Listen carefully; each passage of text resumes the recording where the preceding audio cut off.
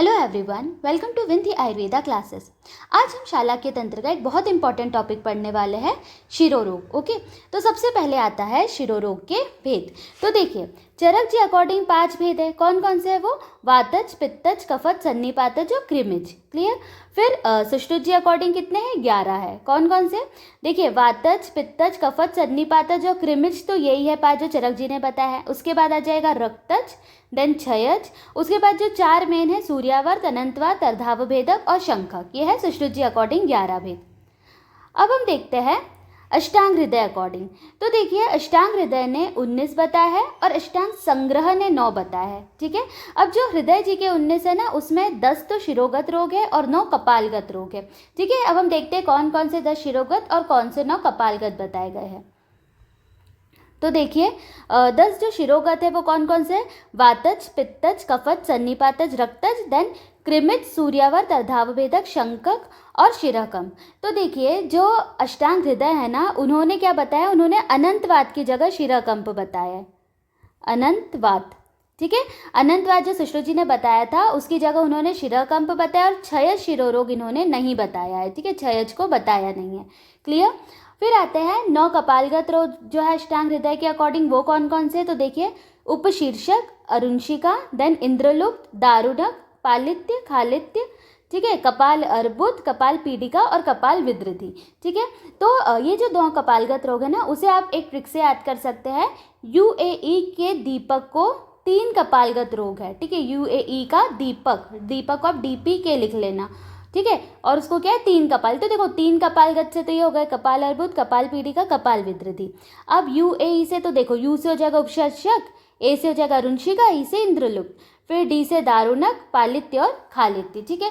तो ये जो 9 कपालगत रोग है और 10 शिरोगत रोग है अष्टांग हृदय के अकॉर्डिंग वर्गीकरण है, जो कितने हैं? 19 है।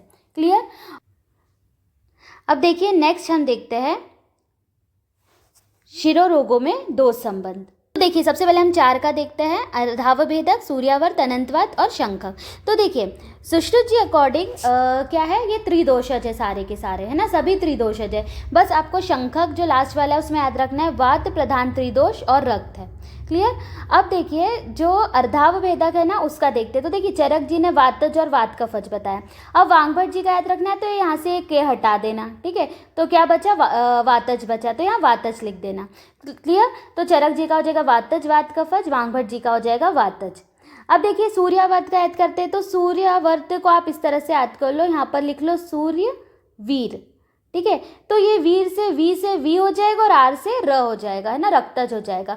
तो ये हो जाएगा वात रक्तज जो है सूर्यावर्त। अब वांगभट जी ने क्या बताया? तो देखिए, जैसे यहाँ पे हमने के को हटा दिया था ना और वातज यहाँ लिख दिया था, वैसे यहाँ आर में ये जो डंडी है ना, इसको हटा दो आर की, और तो फिर वो क्या हो जाएगा? पी जैसा हो जाएगा। तो यहाँ पे पी लिख दो, तो यहाँ पे हो जाएगा वात पित्तज, वांगभट जी के अकॉर्डिंग। क्लियर। अनंतवात वांगभट जी ने नहीं बताया। अभी हमने देखा था अष्टांग हृदय के अकॉर्डिंग उन्होंने शिरकंप बताया। अनंतवात की जगह क्या बताया है? शिरकंप बताया है।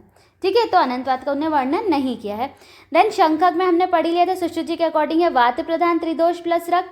अब चरक जी के अकॉर्डिंग है पीवीआर। देखिए, जब हम सिनेमा घर में पीवीआर में जाते हैं तो हम साउंड सुनते हैं ना, तो साउंड शंख से रिलेटेड होती है ना, तो साउंड शंख, है ना, रिलेट कर लेना, तो पीवीआर याद रहेगा। ठीक है। तो चरक जी अकॉर्डिंग पित्त, वात और रक्त है। देन वांगभट जी अकॉर्डिंग क्या है? पित्त प्रधान त्रिदोष प्लस रक्त। देखो, यहाँ पे वात लिख देना और यहाँ पर पित्त लिख देना। बस आपको सीक्वेंस क्या याद रखनी है? टेबल की सुश्रुत जी, चरक जी और फिर वांगभट जी। पहले हम चरक, सुश्रुत, वांगभट पढ़ते, लेकिन यहाँ आप एक्सचेंज कर देना, तो आपको ये पूरा टेबल याद रहेगा। तो ईजिली आप इन चारों के जो दोष है ना, अर्धावभेदक, सूर्यावर्त, अनंतवात और शंखक रोग, इसके दोष आप इजीली बता पाएंगे। अब हम देखते हैं सबसे पहले सुश्रुत जी अकॉर्डिंग शिरोरोग के लक्षण व चिकित्सा। ठीक है। किसमें बताई गई है? सुश्रुत उत्तर तंत्र 25 और 26 में। क्लियर। तो सबसे पहले हम देखते हैं वातज शिरोरोग। ठीक है, जो एग्जाम में पूछे जाते हैं ना, हम वही पॉइंट्स यहाँ पर अच्छे से देख रहे हैं। तो देखिए, क्या बोल रहे हैं वो? यस्य अनिमित्तम शिरसोरुजा, है ना, बिना किसी कारण से सिर में पेन होगा वातज में, है ना। पेन तो मेन लक्षण होता है वात का, है ना, और बिना किसी कारण से होगा। देन निशीच अति मात्रम, है ना, रात्रि में बहुत ज़्यादा पेन होता है, रात्रि वली बोला इसे। ठीक है।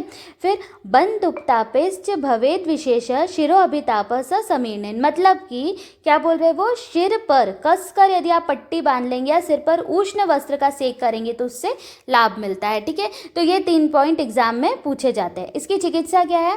दूध घृत देते हैं हम। देन नस्य किसका देंगे? ये इंपॉर्टेंट है, इसमें हम तीव्रत घृत का या बला तैल का नस्य देते हैं। क्लियर?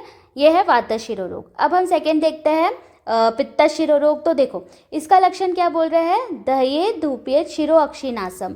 मतलब इसमें क्या होगा? शिरो और अक्षी में दह्येत मतलब कि जलन होगी, धूपेत मतलब ऐसा लगेगा कि धुआं जैसा निकल रहा है ना। फिर इसमें शीत उपचार से व रात्रि में इसका शमन हो जाएगा, है ना। शीत उपचार से इसमें लाभ होगा और रात्रि में शमन। इसकी चिकित्सा क्या बताइए? देखो पशु पक्षियों की वसाका में नस्य देना शुभकर बोला है और काकोल्य आदि और उत्पल आदि द्रव्यों का यूज बताया पित्त शिरो रोग में। ठीक है, अब देखते हैं कफ शिरो रोग। ये क्वेश्चन एग्जाम में पूछा जाता है कि शून अक्षी कूटम वदनश्च। ठीक है, मतलब कि अक्षिकूट और मुख पर सूजन होगी, है ना, शोफ होगी, किसमें? कफ शिरो रोग में होगी। चिकित्सा क्या है इसकी? शिरोविरेचन, तीक्ष्ण वमन। ठीक है, ये क्वेश्चन एग्जाम में आया था। तीक्ष्ण वमन हम किस में देंगे? कफ शिरो रोग में। देन फिर क्या बोल रहे हैं? अच्छश्च पायेत सर्पी स्वेदियेत च अप्यभिक्षणम। ठीक है, मतलब स्वच्छ घृत का पान कराकर कुछ समय निरंतर इसमें स्वेदन कराना है ना। पहले घृत का पान कराना है एंड देन स्वेदन। तो ये कफ शिरो रोग हो गया। देन आता है सन्निपातज। देखो सन्निपातज में क्या बोल रहे हैं? वात आदि सर्व शिरो रोगों के इसमें लक्षण मिलेंगे, है ना। और पुराण घृत पान किस में है? सन्निपात में है। ठीक है, सन्निपात शिरो रोग में क्या कराना है? पुराण घृत पान। देन नेक्स्ट आता है रक्त शिरो रोग। देखो रक्त शिरो रोग में क्या बोल रहे हैं? पित्त शिरो रोग के ही समान लक्षण मिलेंगे ना। और मेन इसका लक्षण ये याद रखना है, स्पर्श असहत्वम। सिर पर स्पर्श करने पर असह्य सा हो जाता है, मतलब वो अपने सिर पर स्पर्श नहीं करने देगा, है ना। स्पर्श असहत्वम किसका लक्षण है? रक्त शिरो रोग का लक्षण है ना। देन चिकित्सा देखिए, पशु पक्षियों की वसा का नस्य देना शुभकर है इसमें भी, और काकोल्य आदि उत्पल आदि द्रव्य, मतलब हमें पित्तज के समान ही इसमें चिकित्सा करनी है, बस ये पॉइंट हमें याद रखना है। देन आता है क्षय शिरो रोग। ठीक है, तो वसा बलास छत संभवाना, मतलब वसा या कफ या रक्त के छीन होने पर जो कष्टकारी भयंकर वेदना होगी वो किस में होगी? क्षय शिरो रोग में होगी। ठीक है, देन यह रोग स्वेदन वमन धूमपान नस्य व रक्त मोक्षण से बढ़ता है। मतलब ये क्वेश्चन पूछते हैं कि पंचकर्मा किस में निषेध है ना। तो कौन से शिरो रोग में पंचकर्मा नहीं कराना चाहिए? स्वेदन वमन धूपन नस्य रक्त मोक्षण नहीं कराना चाहिए, तो क्षय शिरो रोग में है। क्लियर? ये पॉइंट याद रखना है। चिकित्सा क्या है इसकी? बृंघन चिकित्सा करनी है, वासादि घृत देना है। ओके, सो क्षय शिरो रोग हो गया। अब नेक्स्ट आता है कृमिज शिरो रोग। ठीक है, तो निस्तुध्यते यस्य शिरो अति मात्रा, मतलब बहुत ज़्यादा मात्रा में तोद होगी ना, सुई चुभने जैसी पीड़ा होगी, ऐसा लगेगा कोई बार बार सुई चुभा रहा है शिर में अति मात्रा में, है ना। एंड नासा से पूय मिश्रित जल व रक्तस्राव होने लगे, तो वो कौन सा है? कृमिज शिरो रोग है। इसकी चिकित्सा क्या है? देखिए रक्त का नस्य देना। ठीक है, कृमिज में रक्त का नस्य देंगे। देन अवपीड़ नस्य, है ना। पूति मतस्य धूम, ये भी इंपॉर्टेंट है। सड़ी हुई सूखी मछली के अंगारों पर डालकर नासा में हम धूम देंगे। तो पूति मतस्य धूम किस में देते हैं हम? कृमि शिरो रोग में, और रक्त का नस्य देते हैं। देन कम्स मोस्ट इंपॉर्टेंट, अब आता है दैट इज सूर्यावर्त। तो देखो सूर्य की रोशनी के बढ़ते व घटने के आधार पर दर्द का बढ़ना या घटना। ठीक है, ये सूर्यावर्त है, सबको पता रहता है। फिर शीतेन शांति लभते कदाचित उष्णेन जंतु सुखम, मतलब कभी रोगी को शीतोपचार से शांति मिलेगी, कभी उष्ण उपचार से सुख मिलेगा, मतलब दोनों शीत उपचार उष्ण उपचार दोनों से उसे कभी लाभ मिल सकता है ना। और इसको क्या बोला है? सर्वात्मकम कष्टतम व्यकारा नाम। ठीक है, तो सर्वात्मकम कष्टकम ये बहुत बार एग्जाम में पूछा गया है, कौन सा विकार है? सूर्यावर्त है। ठीक है, फिर इसकी चिकित्सा क्या है? तो जांगल मांस रस व उष्ण दूध में घृत डालकर पिए। त्रिस्नेह मूर्धा धारण। ठीक है, मूर्धा पर त्रिस्नेह का धारण कराना है, बृंघण नस्य देना है हमको इसमें। ठीक है, तो ये हो गया सूर्यावर्त के बारे में। इसमें ये चीज़ आपको याद रखना है, शीते शांति लभते कदाचित उष्णेन जंतु सुखम और सर्वात्मकम कष्टकरम विकारम। क्लियर? देन आता है अनंतवात। तो देखो अनंतवात के लिए क्या बोल रहे हैं? तीनों दोष कुपित होकर ग्रीवा की दोनों मन्या नाड़ियों को पीड़ित करता है ना, और घाटा मतलब ग्रीवा के पश्चात भाग में तीव्र वेदना होती है, तो ये होता है अनंतवात। ठीक है, दोनों नेत्र, भ्रू व शंख में इसका आश्रय होता है। ठीक है, इसका आश्रय कहाँ होता है? नेत्र, भ्रू और शंख में। गण प्रदेश के पार्श्व में कंपन होती है इससे। क्लियर? यह है अनंतवात। चक्रपाणि ने इसे क्या बोला है? अन्यतोवात कहा है। अब देखिए इसकी चिकित्सा सूर्यावर्त के समान चिकित्सा करेंगे ना। इसको आप कैसे याद कर सकते हैं कि सूर्य क्या है? सूर्य की किरणें अनंत है ना, कभी खत्म नहीं होता है, तो सूर्य है अनंत, तो सूर्यावर्त समान चिकित्सा अनंतवात में। शिरावेद भी करेंगे है ना, ऐसे सूर्य बना लो और ये क्या है? सूर्य की शिरा है, तो सूर्यावर्त समान चिकित्सा किसमें की? अनंतवात में, और शिरावेद किया। क्लियर? एंड नेक्स्ट इज वात पित्तनाशक आहार देंगे अनंतवात में। क्लियर? उसके बाद आता है अर्धावभेदक। ठीक है, इसमें क्या होगा? शिर के अर्ध भाग में तोद, शूल और भ्रम होगा है ना। अर्धावभेदक में अर्ध भाग में होगा लक्षणों का 10 से 15 दिन बाद पुनः आक्रमण। ठीक है, मतलब 10-15 दिन पहले हुआ था, फिर 10-15 दिन बाद वैसा ही दर्द होगा। देन नयन व अथवा श्रोत अति वृद्धियो विनाशेत, मतलब अधिक वृद्ध होने पर क्या होता है? ये नेत्र और श्रोत्र को विनाश कर देता है ना। तो देखो चिकित्सा में सूर्यावर्त समान चिकित्सा करेंगे, तो देखो अर्धावभेदक प्लस अनंतवात दोनों में सूर्यावर्त के समान हमें चिकित्सा करनी है। ठीक है, देन मधुकाद्य अवपीड़न नस्य देना है, वंश मूलाद्य अवपीड़न नस्य, शीरीष मूल पुष्प सरस का अवपीड़न नस्य देना है। तो हमें याद करना है कि सूर्यावर्त लाइक चिकित्सा किस किस में करी है हमने? अर्धावभेदक में एंड सेकेंड अनंतवात में। तो इसको कैसे याद कर सकते हैं? आप इसको सूरज से याद करें। देखो ये सूर्य है, सूर्य से हो जाएगा सूर्यावर्त है ना। अब इसकी किरणें, ये आधी किरण फिर पूरी किरण है ना, फिर हमने आधी बनाई फिर पूरी बनाई फिर आधी पूरी, तो ये किरणें क्या है? अनंत किरणें हैं, और आधी पूरी किरणें, तो उससे याद हो जाएगा अर्धावभेदक और अनंत। तो अर्धावभेदक और अनंतवात में हमने सूर्यावर्त लाइक चिकित्सा करनी है। क्लियर? ठीक है, अब हम नेक्स्ट देखते हैं शंखक। ठीक है, तो देखो मिथ्या आहार विहार से उदीर्ण वेग युक्त कफ, पित्त व रक्त को साथ लेकर शिरा व धमनियों द्वारा शंख आश्रित होकर मस्तिष्क प्रदेश में अत्यंत भयंकर वेदना होती, स्पेशली दोनों शंख प्रदेश में। ठीक है, बोल रहे हैं वो व्याधि वद्यंत उद्गत मृत्युकल्प, मतलब अत्यंत कष्टकारक और उद्गत मृत्युकल्प इस व्याधि को बोला है, मतलब उपस्थित मृत्यु सदृश व्याधि है ये क्वेश्चन पूछा जाता है ना कि उद्गत मृत्युकल्प किसके लिए बोला गया है? तो शंखक रोग के लिए बोला गया है ना। देन विषक सहस्त्रैरपि दुर्निवारणम, मतलब हजारों वैद्यों से भी क्या है? दुष्चिकित्सीय दुर्निवारणीय रोग होता है ना। दिस इज ऑल्सो इम्पॉर्टेंट, जो एग्जाम में पूछा जाता है। अब देखिए जो माधव जी है उन्होंने क्या बोला है? 3 दिन में मृत्यु हो जाती है। चरक जी ने बोला है 3 दिन बाद ये असाध्य हो जाता है। क्लियर? अब चिकित्सा, ताजे मक्खन का नस्य वो पान कराते हैं इसमें। ठीक है, मक्खन का नस्य और पान हम किस में कराते हैं? शंखक में। देन स्निग्ध जांगल मांस रस देते हैं, शीतल परिषेक प्रदेह अग्निकर्म इसमें कराते हैं। क्षीर सर्पी प्रशंसती नस्य बानेच शंख के, क्षीर सर्पी प्रशंसती नस्य बानेच शंख के किसके लिए आया है? शंखक रोग के लिए। क्लियर? अब हम देखते हैं आचार्य चरक अकॉर्डिंग शिरोरोग के लक्षण व चिकित्सा। देखिए चरक सिद्धि स्थान 9 में जो वर्णन है, जो मेनली 4 शिरोरोग बताया है, उसे हम यहाँ पर अच्छे से पढ़ने वाले हैं। शंखक, तो चरक जी शंखक के बारे में क्या बोलते हैं? त्रिरात्रात जीवितम हंति शंख को नाम नामता, मतलब 3 रात्रि में प्राण नाश कर देता है ये। ठीक है, देन विश्वत वेगी शोथ है ना, इसका शोथ कैसे होता है? विष के समान फैलता है। चिकित्सा क्या है? परम त्रया जीवितम चैत प्रत्याख्य उपचारित क्रियाम। ठीक है, मतलब 3 दिन बाद भी यदि रोगी जीवित रहे तो इसे प्रत्याख्य रोग समझकर क्या चिकित्सा करनी चाहिए? शिरोविरेचन, परिषेक व विसर्पनाशक चिकित्सा करनी चाहिए। कब? यदि 3 दिन बाद यदि रोगी जीवित रहता है तब।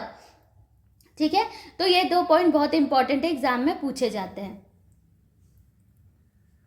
देन कम्स अर्धावभेदक। ठीक है, तो भेदक, तो देखो क्या बोल रहे हैं? मन्या भ्रू शंख कर्ण अक्षी ललाट अर्धे अतिवेदना, मतलब मन्या भ्रू शंख कर्ण अक्षी अर्ध भाग में क्या होगी? अतिवेदना होगी। ठीक है, देन शस्त्र अरणि निभम कुर्या तीव्रम सो अर्धावभेदक, मतलब शस्त्र के काटने या अरणि मंथन के समान पीड़ा हो रही है तो किस में होती है? वो अर्धावभेदक में होती है। ठीक है, फिर क्या बोल रहे हैं, नयनम व अथवा श्रोतम अतिवृद्धो विनाशेत, मतलब रोग अधिक बढ़ने पर आँख व कान की देखने और सुनने की शक्ति को भी नाश कर देता है। किसमें होता है ये, अर्धावभेदक में। ठीक है, इसकी चिकित्सा क्या है, चरक जी ने अर्धावभेदक की चिकित्सा बताई है। चतुस्नेह, ठीक है, चारों प्रकार के जो स्नेह है इसे प्रधान मात्रा में हमें देना है। ठीक है, घृत, तैल, वसा, मज्जा, ये प्रधान मात्रा में हमें यूज करना है इसमें। देन नाड़ी स्वेद बताया है। ठीक है, ये क्वेश्चन भी पूछा जाता है, नाड़ी स्वेद किसमें देना है हमें, अर्धावभेदक में। जीर्ण घृत, ठीक है, बस्ती कर्म, अनुवासन। देन उपनाह, शिरोवस्ती, दहनम चत्र शस्यते। देन प्रतिशय समान चिकित्सा इसमें करनी है। तो अर्धावभेदक में हमको किसके समान चिकित्सा करनी है, प्रतिशय समान, ये हमें याद रखना है। देन नेक्स्ट आता है अनंतवाद। तो त्रिदोष मन्या के पीछे घाटा में तीव्र वेदना उत्पन्न करते हैं इसमें। ठीक है, यह वेदना नेत्र, भौ, शंख प्रदेश में स्थिर हो जाती है। नेत्र रोग व हनुग्रह आगे चलकर हो जाते हैं इसमें, मतलब अनंतवात में आगे चलकर नेत्र रोग और हनुग्रह भी हो जाता है। इसकी चिकित्सा क्या है, सिराव्रत और सूर्यावर्त समान चिकित्सा। हमने पढ़ी लिया है कि सूर्यावर्त समान चिकित्सा में किस किस में करनी चाहिए, अर्धावेदक और अनंतवात में। क्लियर। अब आता है सूर्यावर्त।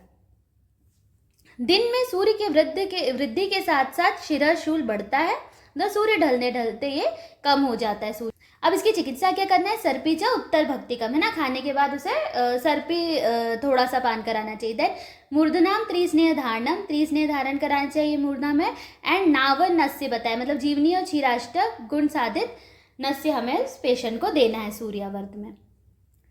अब नेक्स्ट आते हैं हम अष्टांग हृदय अकॉर्डिंग कपालगत रोग। ठीक है, कपालगत रोग इंपॉर्टेंट है, वो हम देखते हैं। तो सबसे पहले आता है उपशीर्षक। उपशीर्षक में कौन सा दोष है, वात दोष होता है। कपाले पवने दुष्टे गर्भस्थस्यपि जायते सवर्णा निरुजम शोफस्तम विद्यात उपशीर्षकम, मतलब गर्भस्थ बालक के कपाल में दूषित होने पर त्वचा के समान वर्ण, ठीक है, त्वचा के समान वर्ण वाला दर्द रहित शोफ, है ना, नीरुजम, कोई इसमें पेन नहीं होता है। ठीक है, और त्वचा के समान वर्ण वाला, उसमें चिकित्सा क्या करते हैं हम, दशमूल के क्वाथ में घृत डालकर सेक करते हैं। देन कम्स नेक्स्ट अरुंशिका। अरुंशिका में है पित्त, कफ और रक्त। पित्त, कफ, रक्त और कृमियों के कारण क्लेद युक्त कंगु सिद्धार्थक, ये इंपॉर्टेंट है, याद रखना है। कंगु सिद्धार्थक, कंगुनी या सरसों के समान पीटिका हो जाए तो उसे हम अरुंशिका कहते हैं। ठीक है, चिकित्सा क्या है इसमें, नीम क्वाथ का परिषेक करना है। अब आता है दारुणक, ठीक है, जिसे हम डैंड्रफ बोलते हैं, है ना, मॉडर्न अकॉर्डिंग। सो ये वात और कफ इसमें दूषित होते हैं ना। तो क्या है इसका लक्षण, कंटु केशच्युति स्व रोक्ष्यकृतम, ठीक है, वात और कफ के कारण, है ना, केश की त्वचा का सूक्ष्म रूप में फटना, जिससे बालों का गिरना, संज्ञानाश व रुक्षता आदि लक्षण आते हो, वो है दारुणक। ठीक है, चिकित्सा क्या कहते हैं दारुणक में, कोदो धान के छार जल से प्रक्षालन करना है हमें। ठीक है, अब नेक्स्ट आता है इंद्रलुप्त। देखो इंद्रलुप्त में क्या है, त्रिदोष प्लस रक्त है इंद्रलुप्त में। इसके पर्याय क्या है, चाच और रुज्जिया। ठीक है, चाच रुज्जिया किसको बोलते हैं, इंद्रलुप्त को। रोमकूपों में पहुंचे वायु के साथ मिला हुआ पित्त रोमों को गिरा देता है, फिर रक्त मिश्रित कफ रोमकूपों को रोक देता है और इससे दूसरे बाल उत्पन्न नहीं होते। ठीक है, ये होता है इंद्रलुप्त। ठीक है, अब इसकी किससे अभ्यंग करना है, मालती, करवीर, चित्रक और करंजॉयल, ये यूज करके हमें अभ्यंग करना है इंद्रलुप्त में। ठीक है, देन आता है खालित। इंद्रलुप्त के समान ही उत्पन्न होता है, ठीक है, किंतु इसमें बाल धीरे धीरे गिरते हैं, याद रखना। ठीक है, उसमें इंद्रलुप्त में क्या होता है, एकाएक होता है, लेकिन खालित में क्या होता है, धीरे धीरे बाल उसमें गिरते जाते हैं। ठीक है, यदि देखो इसमें वात दोष की अधिकता है तो कपाल में अग्निदग्ध समान प्रतीत होगा, पित्त अधिकता है तो स्विन्न शिराओं से आवृत सा प्रतीत होगा, और कफ अधिकता है तो त्वचा घनी दिखाई देगी। ठीक है, और यदि सर्वदोष है तो नख समान वर्ण वाला होगा। ठीक है, इसकी चिकित्सा क्या है, तो भृत्य आदि व जीवनीय गण सिद्ध तेल का हम नस्य देते हैं, और 1 मंथ तक केवल हम दुग्ध का सेवन कराते हैं, और निम्ब आदि तेल का भी नस्य देते हैं इसमें। ठीक है, अब आता है पालित्य रोग। तो इसमें पित्त प्रधान होता है ना। शोक, शम व क्रोध के कारण शरीर की ऊष्मा जब दोष युक्त हो जाए तब केशों को पकाकर श्वेत बना देती है। ठीक है, शोक, श्रम और क्रोध के कारण, तो ये होता है पालित। इसमें हम नील आदि तेल का नस्य देते हैं। ठीक है, तो देखिए इस तरह से हमने यहाँ पर शिरोरोग वाला टॉपिक कंप्लीट किया।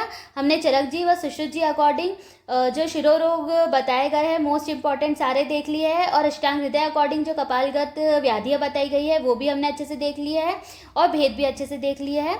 I hope you like it. Do share, like and subscribe. Thank you.